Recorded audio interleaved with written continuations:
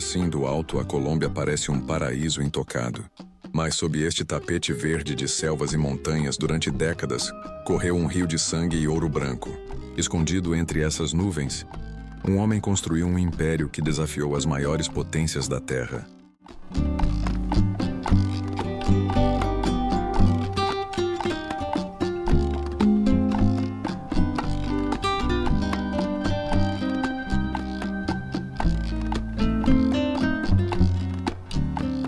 $30 bilhões, 4.000 mortes confirmadas. Um rastro de terror que começou com um simples ladrão de lápides e terminou com o maior narcoterrorista que o mundo já viu. Pablo Escobar não queria apenas dinheiro.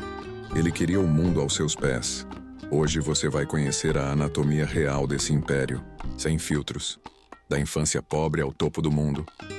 E a queda brutal sobre um telhado de barro. Prepare-se. Esta é a história real de Pablo Emílio Escobar Gaviria. Bora pro vídeo. Pablo Emílio Escobar Gaviria nasceu em 1º de dezembro de 1949, em Rio Negro. Ele era o terceiro de 7 filhos. Seu pai, Abel, era um camponês severo.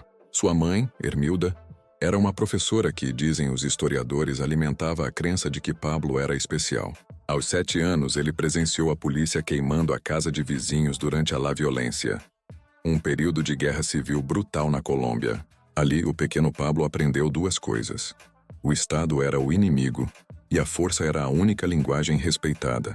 Família é família, negócios é negócio. Já em Medellín, Pablo não era um aluno ruim, mas era um rebelde. Ele e seu primo Gustavo Gaviria começaram com golpes pequenos na escola. Vendiam exames e diplomas falsos. Mas o mármore foi o seu primeiro negócio pesado. Pablo ia aos cemitérios. Roubava lápides de famílias ricas, lixava as inscrições e as revendia para marmorarias. Esse desrespeito absoluto pelos mortos mostrava o que estava por vir. Logo, ele passou para o contrabando de cigarros e o roubo de carros. Ele não apenas roubava o carro, ele o desmontava e vendia as peças, criando uma rede de desmanches que dominava a cidade aos 20 anos de idade. Antes da droga, Pablo ficou famoso por sequestros. O caso mais emblemático foi o de Diego Echavarria, um industrial extremamente rico e odiado pelos pobres. Pablo o sequestrou, o matou e jogou seu corpo em uma vala. O que aconteceu depois foi bizarro. Os pobres de Medellín celebraram a morte do oligarca e começaram a ver Pablo como um justiceiro.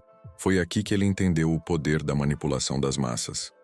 Ele não queria ser apenas um criminoso. Ele queria ser um líder. Nos anos 70, a cocaína era um produto de nicho. Pablo viu a oportunidade quando conheceu um traficante chamado El Chileno. Ele percebeu que a pasta base no Peru custava centavos e o pó em Miami valia ouro. Ele começou transportando a droga em pneus de caminhão e depois em aviões biplanos. Em 1976, ele foi preso pela primeira vez com 18 quilos de pasta base. Pablo tentou subornar os agentes. Quando não funcionou, ele mandou matar os 2 policiais meses depois. O processo sumiu. Pablo aprendeu que, se o dinheiro não comprasse o silêncio, o chumbo resolveria. Com o cartel de Medellín formado ao lado dos irmãos Ochoa e Carlos Leder, o dinheiro tornou-se infinito. Ele comprou a Hacienda Nápoles. Lá ele não tinha apenas luxo, ele tinha poder absoluto. Importou hipopótamos, elefantes e construiu um aeroporto particular para seus 15 jatos e 6 helicópteros. Ele chegou a oferecer o pagamento da dívida externa da Colômbia, cerca de $10 bilhões, em troca de uma anistia. Ele era o dono do país.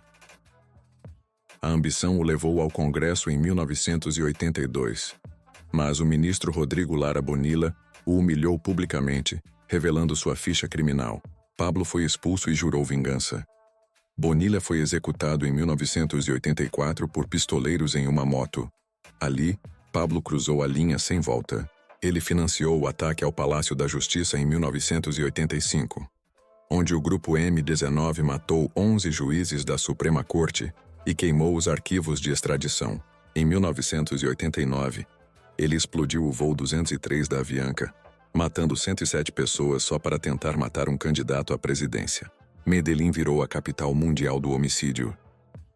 Em 1991, para evitar a extradição, Pablo se rendeu.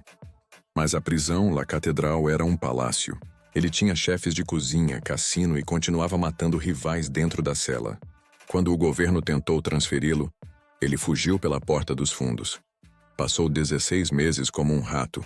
Seus aliados foram mortos pelos Los Pepes. No final ele estava sozinho, queimando notas de dólar para aquecer a filha em um esconderijo frio. 2 de dezembro de 1993. O telefone tocou. Pablo falou demais com o filho. O bloco de busca triangulou a casa. Pablo tentou correr pelos telhados, descalço e acima do peso. 3 tiros ecoaram. O rei da cocaína caiu morto sobre as telhas. A foto de seu cadáver ensanguentado é o troféu de uma guerra que custou a vida de milhares de colombianos. Pablo morreu como viveu, cercado por violência e fugindo das consequências de seus atos. Pablo Escobar foi um homem de contrastes que a história ainda luta para definir. Para o mundo, um tirano, mas para milhares de famílias em Medellín, ele foi o único que estendeu a mão quando o Estado deu as costas. Hoje, o bairro que leva seu nome ainda ergue altares em sua memória, mantendo viva a gratidão de quem recebeu um teto para morar. Ele foi o Robin Hood da vida real, ou apenas um estrategista que usou a caridade para comprar silêncio. O fato é que seu legado é uma ferida aberta que divide opiniões até hoje. E para você, Pablo foi um monstro implacável ou um homem que tentou mudar a sorte dos seus, custasse o que custasse? Deixe sua opinião nos comentários, esse debate é essencial. Não se esqueça de se inscrever no canal para mais histórias que desafiam a lógica. Valeu, família!